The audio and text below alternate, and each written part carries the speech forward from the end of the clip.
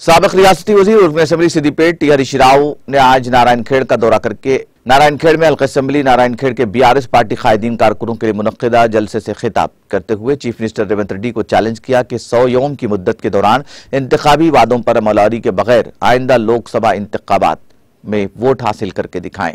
हल्का असम्बली नारायणखेड़ को BRS party के दौरे हुकूमत में तरक्की किया गया बीआरएस कायदीन कारकुनों, साबिक सरपंचों, एमपीटीसी, जेडपीटीसी, एमपीपीज और दीगर ओहदों पर फायदा अशखास से अपील की कि आने वाले लोकसभा इंतखाबात में बीआरएस पार्टी उम्मीदवार की कामयाबी के लिए दिन रात मेहनत करे और कामयाबी को यकीनी बनाए। इस मौके पर उनके हमरा नारायणखेड़ साबिक रुकन असम्बली एम भोपाल रेड्डी, रुकन असम्बली संगारेड्डी व जिला संगारेड्डी, बीआरएस पार्टी के सदर चिंता प्रभाकर, जिला संगारेड्डी जिला परिषद चेयरमैन मंजूश्री जयपाल रेड्डी, साबिक रुकन असम्बली अंदोल क्रांतिकरण, बीआरएस सीनियर कायद अनिल कुमार, बीआरएस रियासती सीनियर कायद एम मोहित खान, नारायणखेड़ साबिक सरपंच एम नजीब, जेडपीटीसी लक्ष्मीबाई, रविंद्र नायक, मार्केट कमेटी के साबिक नायब सदर एम बासित, नारायणखेड़ मंडल बीआरएस पार्टी के सदर परमेश, बीआरएस पार्टी कायदीन कारकुनों की कसीर तादाद मौजूद थी।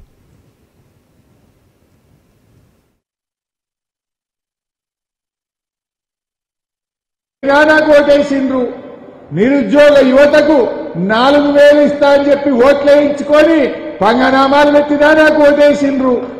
ఆడోళ్లకు పెళ్లిలకు ₹1,00,000 తులం బంగారం ఇస్తా అని మోసం చేసినా నాకు ఓటేసిండ్రు అని అంటడా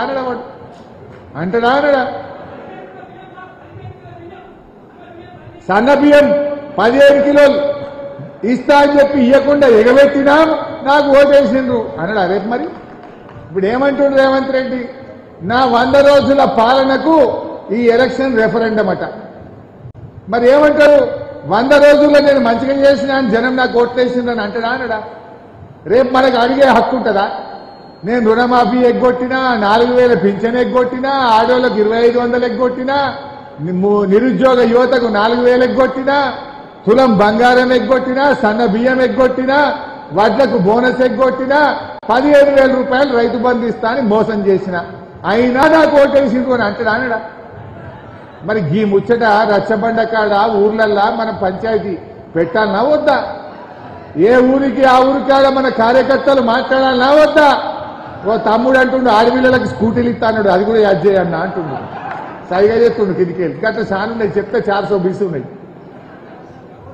420 ఉన్నాయి। అయితే నేననేది ఒక్కటే, ఈ కార్యకర్తలు ఏంటే ఇంకా చాన్నాయి, నేననేది ఒక్కటి, ఇవి మనం చెప్పాలన్నా వద్దా? ఇప్పుడు నేను ఒక విషయం గుర్తు చేస్తాను మీకు, కరోనా వచ్చింది 2 ఏళ్ళు, కరోనా వస్తే ఆమ్దాని కమ్మయింది, ఖర్చు ఏమో ఎక్కువైంది।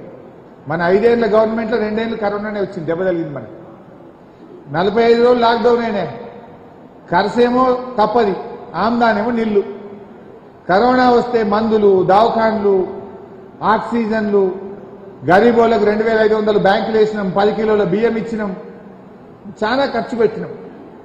కరోనా వచ్చినా కేసీఆర్ రైతు బంధు ఆపినాడు మీకు ఎప్పుడన్నా?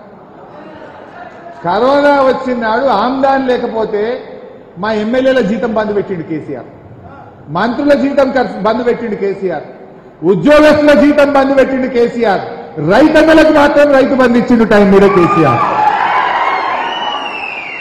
వీడేమంటుండే ఉల్టా కదా, ఇది రైతన్నలే ఆప్తా నరికిస్తా అంటుంది।